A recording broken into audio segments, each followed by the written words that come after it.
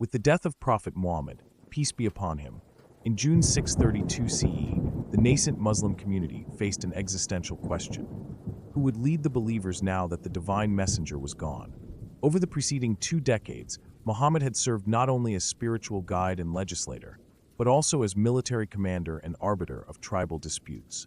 His passing left a vacuum of religious authority and political leadership.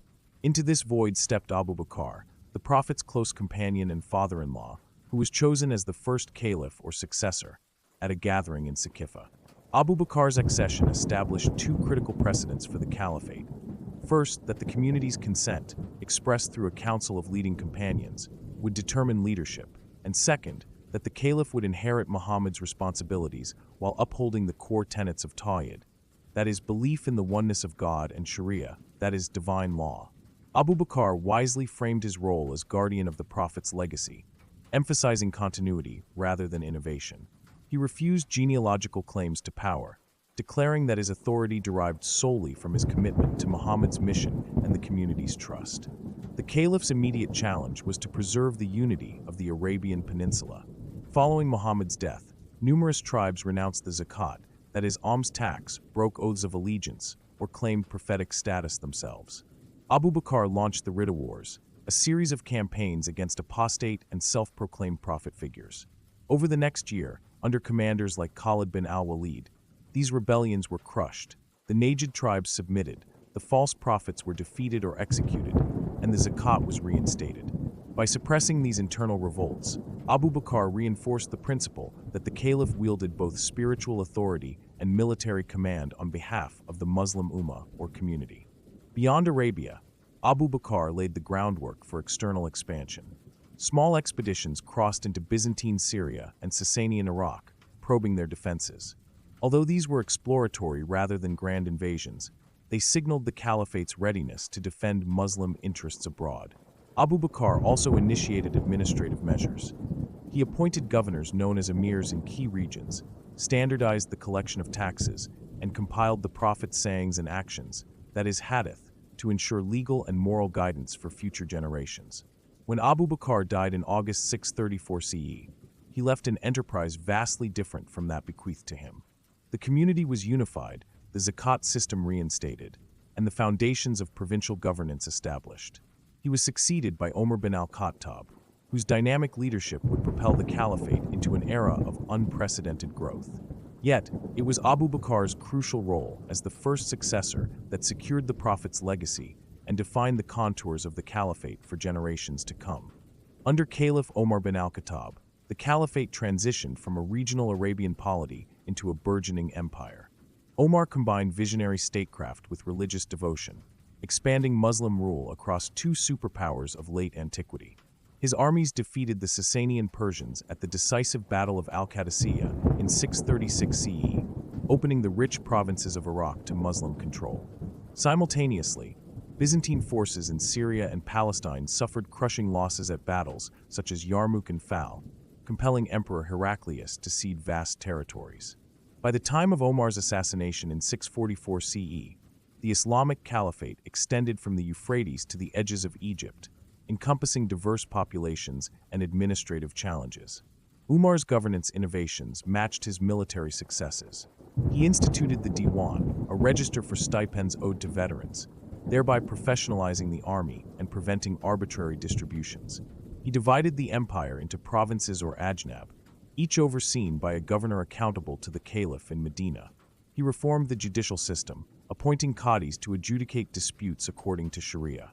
He also instituted the Bayt al-Mal, which means public treasury, to manage state revenues from spoils of war, taxes, and tributes. These measures integrated conquered lands into a cohesive political entity and projected caliphal authority over vast distances. The third caliph, Othman bin Affan, oversaw further expansion into North Africa and the fringes of Persia. His tenure also saw the compilation of the Quran into a single codex, a unifying religious project that standardized scripture across the empire. However, Othman's reign was marred by accusations of nepotism.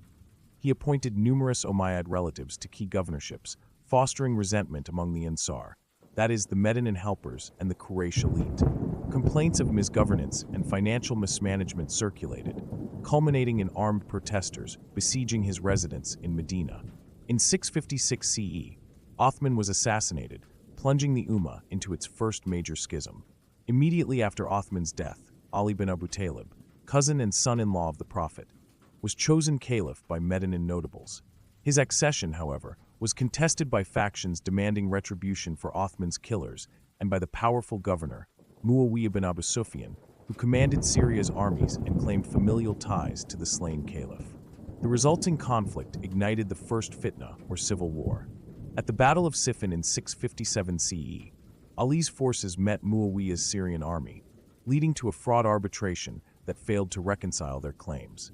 Further violence erupted at the Battle of the Camel, where Ali's supporters defeated renegade forces led by Aisha, the Prophet's widow. Throughout Ali's caliphate, the ideals of unity and justice espoused by Abū Bakr and Omar fractured under competing visions of authority and legitimacy. Ali attempted to restore financial probity and to arbitrate disputes impartially, but he faced rebellions from the Kharijites, extremists who denounced any compromise with perceived usurpers. The stalemate with Muawiyah lingered until 661 CE, when Ali was assassinated by a Kharijite. His death marked the end of the Rashidun period and the ascendancy of the Umayyad dynasty under Muawiyah, who established hereditary succession in Damascus, thus closing the chapter on the era of the rightly guided caliphs and inaugurating a new phase in Islamic history. With the assassination of Ali in 661 CE, the era of the Rashidun, rightly guided caliphs drew to a close amid unresolved civil strife. Into this breach stepped Muawiyah bin Abu Sufyan, the seasoned governor of Syria and scion of the prestigious Umayyad clan. Recognizing both the exhaustion of factional rivalries and the need for a strong hand to preserve unity, leading Arab tribesmen in Damascus acclaimed Muawiyah as caliph. In an act that would alter the nature of Islamic succession, he secured recognition for his son, Yazid, establishing the principle of hereditary rule and inaugurating the Umayyad dynasty. From his capital at Damascus, Muawiyah inherited a realm still riven by the first fitna. His first task was to cement his authority over rival factions. He negotiated with Ali's surviving partisans, offering stipends and governorships in return for loyalty. He quashed pockets of Kharijite rebellion along the Iraqi frontiers by dispatching veteran Syrian armies under generals such as Salih bin Ali. Having secured internal stability, Muawiyah turned outward. He resumed campaigns against the Byzantine Empire, ordering naval raids that reached as far as Crete and Cyprus. These maritime expeditions not only enriched the treasury, but also projected Umayyad power across the eastern Mediterranean. Under Yazid, however, the question of legitimacy resurfaced. The backlash against hereditary succession crystallized in Mecca, where Hussein bin Ali, grandson of the Prophet, rejected Yazid's rule and journeyed with a small retinue toward Kufa. Yazid's forces intercepted Hussein at Karbala in 680 CE, where the Prophet's grandson and his followers were massacred. This tragedy deepened the schism between Sunni and Shia Muslims, cementing Karbala's martyrdom as a defining moment in Islamic memory. Though Yazid quelled several uprisings, his reign also witnessed disputed succession after his death, leading to a brief interlude under Muhammad bin Yazid, and then to the accession of Abdul Malik bin Marwan. Abdul Malik emerged as the true architect of Umayyad ascendancy. He reorganized the administration by establishing Arabic as the empire's official language, replacing the previous use of Greek and Persian in provincial chancelleries, thus fostering a sense of shared identity. He introduced a single Islamic currency, minting gold dinars and silver dirhams bearing Arabic inscriptions and the caliph's name, which facilitated commerce across diverse regions. He oversaw the final conquest of North Africa, bringing Tripolitania, Africa, that is, modern-day Tunisia and Cyrenaica under Umayyad rule. In 692 CE, he even quelled a rival claim in Mecca, demonstrating the Caliphate's reach into the very heartland of Islam. Abdul Malik also embarked on monumental building projects that symbolized the new dynasty's legitimacy and the universal aspirations of Islam. The Dome of the Rock in Jerusalem, completed in 691 to 692, proclaimed the triumph of Tawhid through its gilded dome and Arabic mosaics. In Damascus, he expanded the Umayyad mosque over the ruins of a Christian basilica, integrating Byzantine artisanship with Arab architectural innovation. These edifices served both devotional purposes and political propaganda, signaling that the caliph's authority extended from Medina and Mecca to the farthest reaches of his domains. When Abdul Malik died in 705, the Umayyad state was no longer a fragile coalition but a bureaucratic empire. His successors, his sons al-Walid and Sulayman, continued the process of consolidation, extending Muslim rule into Transoxiana across the Oxus River and into the Indus Valley. By the end of this period in 714, the Umayyad Caliphate spanned from the Iberian Peninsula in the west to the fringes of India in the east, encompassing an unprecedented diversity of peoples and lands. The shift from elective to hereditary caliphate, the Arabization of administration, the unification of currency, and the assertion of architectural patronage combined to transform the caliphate into a centralized empire, albeit one whose Arab-centric policies and ruling clan eventually sowed the seeds of discontent that would lead to the Abbasid revolution. At its apogee under the early Marwanid and Sufyanid caliphs, the Umayyad Caliphate represented one of the largest contiguous empires in history. Its administrative machinery, cultural patronage, and military campaigns reflected an empire confident in its identity and ambitions. An identity rooted in Arab leadership, but accommodating enough to govern a mosaic of ethnicities, religions, and languages. Administratively, the Umayyads refined and extended the systems initiated by their Rashidun predecessors. The empire was divided into provinces or wilayads, each overseen by an appointed wali, that is, governor, responsible for justice, taxation, and security. Beneath the wali were district officers and local registrars who maintained registers of land holdings, census data, and tax records, often blending existing Byzantine and Sasanian practices with Islamic principles. The central diwan system, which had begun with stipends for soldiers, expanded to include naval affairs, correspondence, and the public treasury. Regular audits ensured that revenue, whether from land taxes, customs duties, or war booty, flowed to Damascus, supporting the capital's lavish court and extensive bureaucracy. These administrative advances facilitated a flourishing of commerce and cultural exchange. Caravans bearing silk and spices from Central Asia met Mediterranean-style ships laden with glassware, textiles, and olive oil at ports like Alexandria and Al-Andalus' Seville. The new Arabic script, standardized under al-Hajjaj bin Yusuf and other Umayyad officials, became the lingua franca of administration, scholarship, and poetry. Schools and libraries multiplied, with scholars transcribing works in medicine, astronomy, philosophy, and law. These were both indigenous treatises and translations of Greek and Persian texts. Damascus, Kufa, and Cairo emerged as intellectual nodes where jurists, grammarians, and theologians debated the contours of Islamic jurisprudence and doctrine. Culturally, the Umayyads patronized the arts to manifest the Caliphate's cosmopolitan ethos. Court poets composed odes or qasidas, celebrating the caliph's victories and virtues in classical Arabic meter, glorifying the expansion of Islam from Hispania to the Indian subcontinent. Court musicians introduced Persian instrumental styles, while artisans melded Byzantine mosaic techniques with local iconographic traditions in palace decorations. The fusion of Arab, Byzantine, Coptic, and Persian motifs in architecture and luxury goods underscored the empire's stylistic hybridity. Militarily, the Umayyad armies sustained an almost unbroken series of campaigns. In the west, they crossed the Strait of Gibraltar in 711 CE under Tariq bin Ziyad, establishing Muslim rule in Iberia and launching incursions into Septimania and beyond. Cities such as Córdoba, Toledo, and Granada became centers of Islamic governance and culture. In the east, generals like Qutayba bin Muslim advanced into Transoxiana, founding garrisons at Bokhara and Samarkand.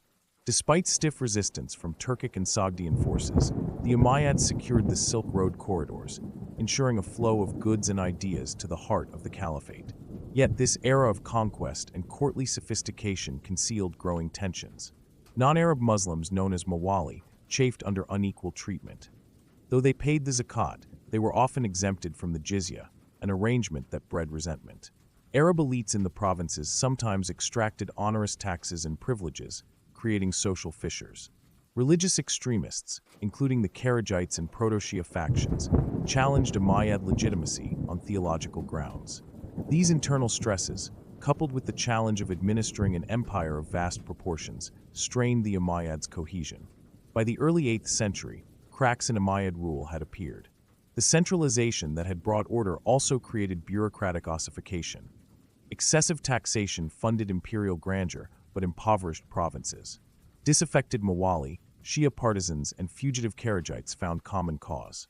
Ultimately, these tensions would erupt in the Abbasid Revolution of 749 to 750 CE, a movement that capitalized on Umayyad overreach and ideological discontent to depose the dynasty, bringing to an end the first great flowering of Islamic imperial power. By the early 8th century, the Umayyad Caliphate, once the epitome of Arab military prowess and administrative innovation, began to show fractures that presaged its downfall. Following the long and effective reign of Abdul Malik bin Marwan from 685 to 705 and his son al-Walid from 705 to 715, later caliphs struggled to maintain unity across an empire from Hispania to the Indian subcontinent. Tribal rivalries, fiscal strains, social grievances among non-Arab converts, and provincial revolts combined to erode Umayyad legitimacy and paved the way for an ambitious rival dynasty. Under Hisham bin Abdul Malik, the Caliphate enjoyed a final burst of military success, recovering parts of Transoxiana, repelling Byzantine incursions in Anatolia, and quelling Kharijite uprisings. Yet, Hisham's heavy taxation to fund campaigns and court extravagance fueled resentment. The Mawali, who had converted to Islam yet remained second-class citizens, bristled at discriminatory treatment and circumvented Arab elites by settling in garrison cities like Kufa and Basra. Here, religious heterodoxy and social discontent found voice among proto-Shia groups who invoked the memory of Hussein bin Ali and championed a more inclusive leadership. Meanwhile, tribal factions, primarily the northern Qays and the southern Yemen, renewed long-suppressed feuds, turning provincial armies against one another. The Great Berber Revolt in 740 to 743 in North Africa exposed the Caliphate's fragility. Mistreated Berber soldiers, inspired by egalitarian Kharijite doctrines, seized Kairouan and overwhelmed Arab garrisons, forcing Umayyad governors to abandon much of the Maghreb. Simultaneously, al-Hajjaj's former tax collector, Yazid bin al-Muhaddam, revolted in Egypt, and in Khorasan, the Arab aristocracy contended with local Iranian gentry, leaving frontier defenses weakened. Into this maelstrom stepped the Hashemiyya movement, a clandestine network of Abbasid partisans claiming descent from the Prophet's uncle, Abbas bin Abdul Muttalib. Disguised as a Shia-like faction, they cultivated support among disaffected Mawali, Persians, and even disenfranchised Arabs. Their charismatic organizer, Abu Muslim al-Khorasani, led the Khorasani troops with a powerful message. He espoused the idea that true leadership comes from sacrifice, not just family ties. This idea united people under a shared Islamic faith. In 746, Abu Muslim led an open rebellion in Merv and took control of the city by 747. The Umayyad response proved too little, too late. Marwan II, the last Umayyad caliph, hurried from Damascus to lead his armies east, but his forces, demoralized by political purges and tribal infighting, crumbled at the Battle of the Zab in January 750 CE. Marwan fled to Egypt, only to be hunted down and slain. Damascus fell to Abbasid forces, which spared the city's inhabitants while meticulously eliminating key Umayyad princes. A handful escaped west to Al-Andalus, where Abdul Rahman established an Umayyad emirate in Córdoba, continuing a truncated dynasty. Thus, within a decade, the Caliphate transformed from an Arab-centric empire under Umayyad rule to a reimagined Islamic polity led by the Abbasids. The revolution was not merely a coup d'etat but a social watershed. It dismantled the privileges of Arab tribal elites, elevated non-Arab Muslims to positions of influence, and reframed the caliph's legitimacy as derived from broader Muslim consensus rather than narrow lineage. The stage was set for a new center of power and a new capital that would define the empire's next classical age. With the Abbasids securely in power, Caliph al-Mansur sought to inaugurate a new era by establishing a capital unencumbered by Umayyad legacies. In 762 CE, on the fertile banks of the Tigris, he founded Medinat al-Salam, which means City of Peace. The city would soon be known simply as Baghdad. Laid out as a perfect circle nearly 2 kilometers in diameter, the round city housed the Caliphal Palace, the Grand Mosque, administrative courts, and residential quarters for elites. 4 gates leading to Kufa, Mecca, Ray, and Syria underscored Baghdad's symbolic and strategic centrality to the Islamic world. Baghdad's foundation sparked a cultural and intellectual ferment that would define the Abbasid Golden Age. Drawing on Persian bureaucratic traditions, the Abbasids retained an extensive administrative class of diwan secretaries, scribes, and tax officials versed in Arabic, Persian, and Greek. The Bayt al-Mal, or public treasury, expanded its remit to fund public works such as canals, bridges, and caravanserais, while governors oversaw provinces from Africa to Khorasan. Early caliphs such as al-Ma'mun embraced rational inquiry, sponsoring the translation of Aristotelian, Platonic, and Indian scientific texts into Arabic. The House of Wisdom, also known as Bayt al-Hikmah, was founded in the late 8th century and became the empire's scholarly nerve center, attracting philosophers, mathematicians, astronomers, and physicians from across Eurasia. Under al-Makin ar-Rashid and his successors, Baghdad's streets bustled with paper mills, markets for silk and spices, and caravanserais hosting merchants from Samarkand to Cordoba. The institution of the Mina, an inquisition testing scholars' adherence to the Quran's doctrines, reflected the caliph's engagement with theological debates, though it later drew controversy. Literary arts flourished. Court poets composed elaborate panegyrics, and the Makama genre, prose narratives peppered with poetry, emerged under writers like al-Hariri. Technological advances paralleled intellectual achievements. Astronomers at the Baghdad Observatory refined Ptolemaic models, compiled Zij tables for celestial calculations, and introduced the sign function from Indian mathematics. Physicians like al-Razi, also known as Rhazes, and al-Sarraj codified medical knowledge, while engineers harnessed water wheels and mechanical clocks. Trade networks radiated from Baghdad's bustling khankars or inns, channeling Indian spices, Chinese silks, and African ivory into the caliph's cosmopolitan court. By 900 CE, however, the empire's vastness revealed its vulnerabilities. Autonomous dynasties such as the Tahirids in Khorasan, Aghlabids in Africa, and later the Tulunids in Egypt asserted local authority, remitting only token tribute to Baghdad. Factionalism at court, fiscal exigencies from military campaigns against Byzantium and the Sarmatians, and the decentralizing habit of granting Iktarland revenues to military officers eroded central control. Yet despite these strains, the cultural and scientific legacy of the Abbasid Golden Age endured, enshrined in manuscripts, architectural marvels, and intellectual lineages that would shape the Islamic world for centuries to come. Between the mid-9th and mid-10th centuries, the Abbasid Caliphate reached a cultural and administrative apogee marked by unprecedented intellectual activity and bureaucratic refinement. Scholars, poets, jurists, and scientists converged in Baghdad and provincial capitals, while the caliph's administration evolved into a sophisticated apparatus capable of managing a cosmopolitan empire stretching from North Africa to Central Asia. At the heart of this renaissance stood the House of Wisdom or Bayt al-Hikmah, established under al-Ma'mun in the 830s. Here, translators rendered Greek, Syriac, Pahlavi, and Sanskrit texts into Arabic. Works of Aristotle, metaphysics, ethics, logic, joined Euclid's Elements, Galen's medical treatises, and Brahmagupta's astronomical tables in Arabic translation. These texts did more than preserve classical knowledge. Muslim scholars like al-Khwarizmi synthesized mathematics with Islamic numerals to develop algebra. His Kitab al-Jabr wal Muqarbala introduced systematic solutions for quadratic equations. In astronomy, al-Farghani calculated the Earth's circumference, while al-Batarni refined the length of the solar year. Their Zij tables guided both observatories and navigators along pilgrimage routes. Concurrently, pragmatists like al-Farabi and Bin Sina, also known as Avicenna, wove Aristotelian logic with Islamic metaphysics, producing works that would shape both Eastern and Western thought.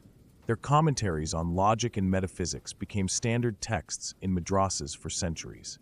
Literary arts thrived in parallel. Poets such as Abu Nuwas celebrated hedonistic themes in urbane, playful verse, while contemporaries like al-Mutanabi composed panegyrics that immortalized the caliphs and regional potentates. Prose masters perfected the Makama form, short stories in rhymed prose interspersed with poetry, exemplified by al-Hariri's Makamat al-Hariri. These works not only entertained, but showcased the richness and flexibility of the Arabic language. Bureaucratic innovation underpinned this intellectual efflorescence. The Diwan system, initially a register of military stipends, expanded into specialized departments. The Diwan al-Insha managed official correspondence, the Qardabin Chancery produced multilingual diplomatic letters, and the Diwan al-Khariji oversaw provincial revenue.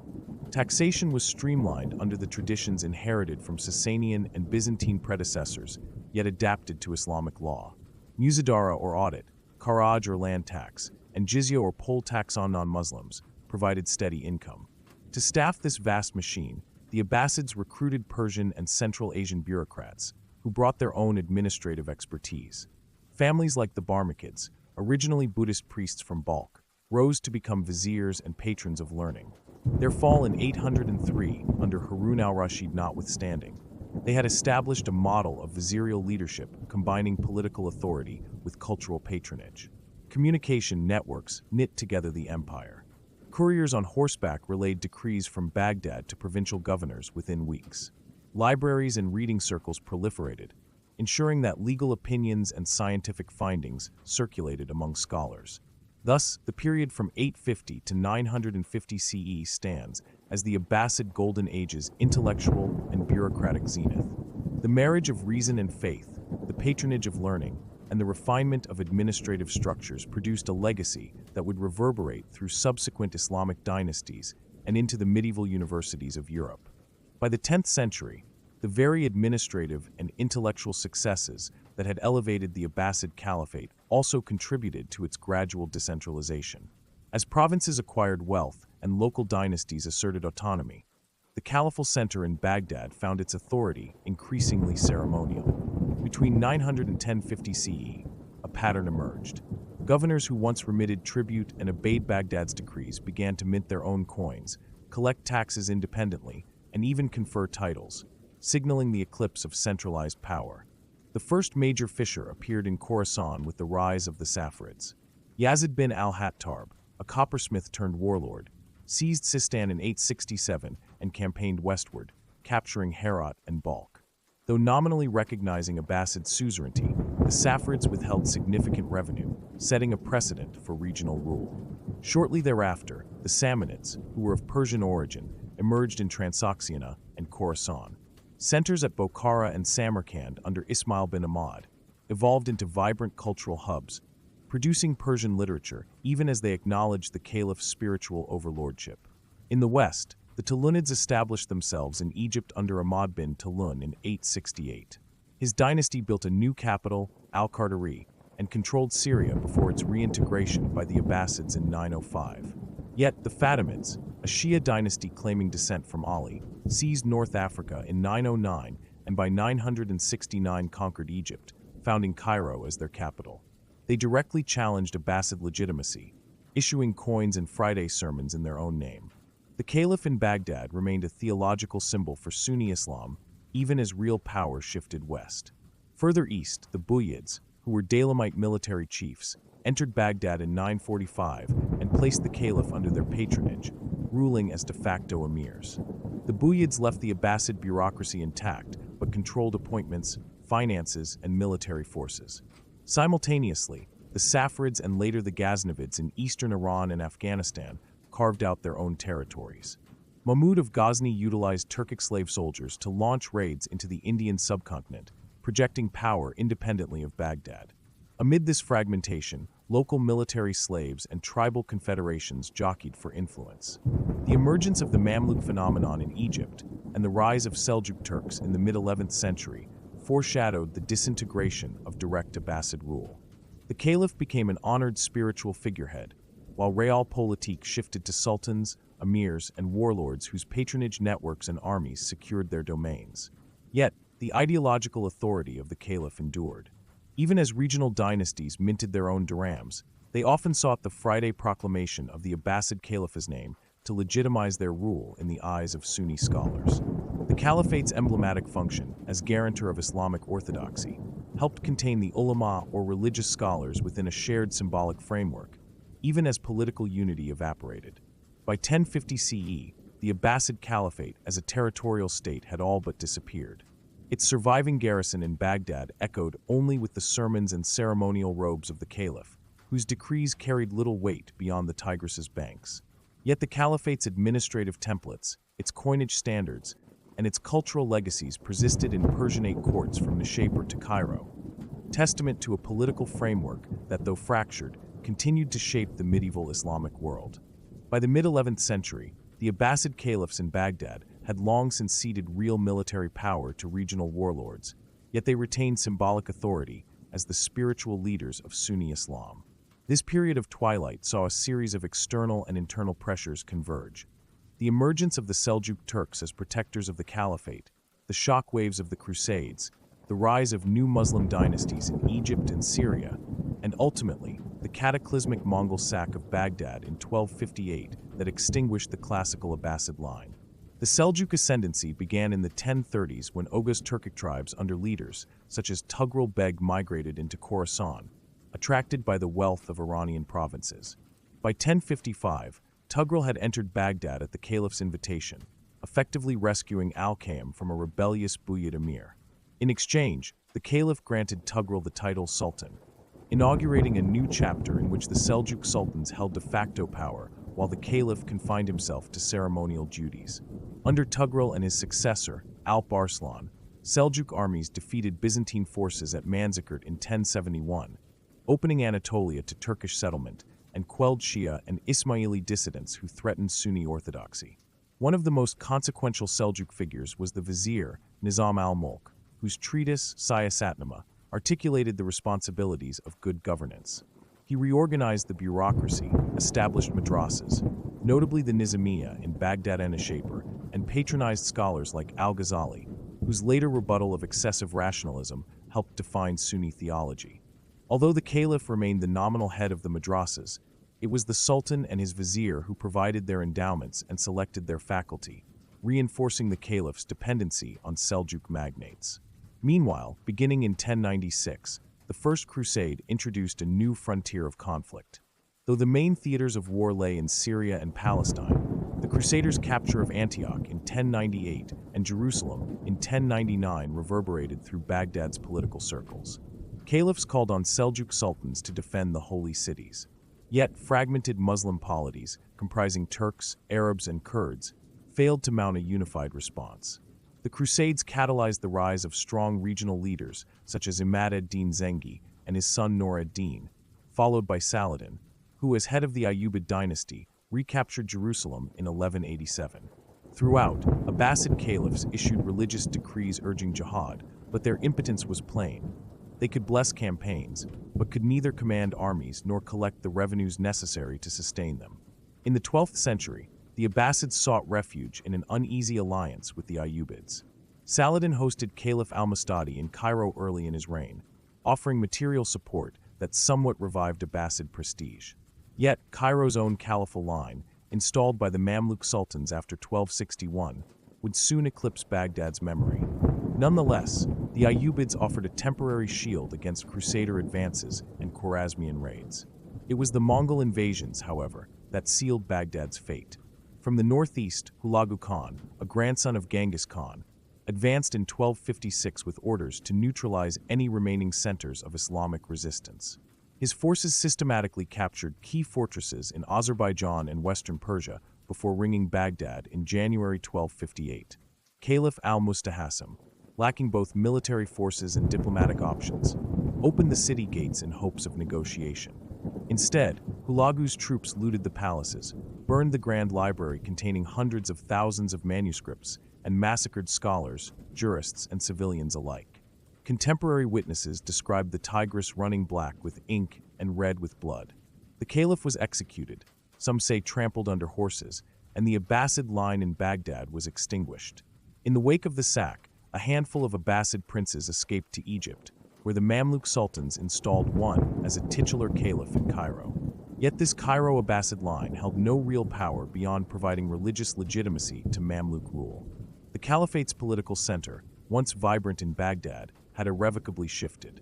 The classical Abbasid era, characterized by intellectual and cultural efflorescence, yielded to a period in which sultans, be they Turkish, Persian, Kurdish, or Mamluk, held the reins of power while the caliphal title became ever more ceremonial. Thus ended over 6 centuries of Abbasid rule in Baghdad. From the Seljuk Sultan's settlement of Turkish tribes in the Jazira to the Crusader states on the Levantine coast, from Ayyubid patronage to the calamitous Mongol conquest, The Abbasid story concluded not with a restoration, but with a cataclysm. Yet the cultural, scholarly, and bureaucratic legacies of the Abbasid Golden Age continued to shape Muslim civilization for centuries to come. Thank you for traveling with Ancient Odyssey through the epic story of the Rashidun, Umayyad, and Abbasid Caliphates. From the Prophet's immediate successors and the first great Muslim conquests, through the Umayyads' imperial zenith, to the Abbasids' cultural flowering and eventual twilight. If you enjoyed uncovering how these three caliphates shaped the medieval world, please like this video, subscribe to Ancient Odyssey, and hit the bell so you won't miss our next deep dive into history's greatest empires. Let us know in the comments which caliphate's story fascinated you most. Until next time, stay curious and stay bold.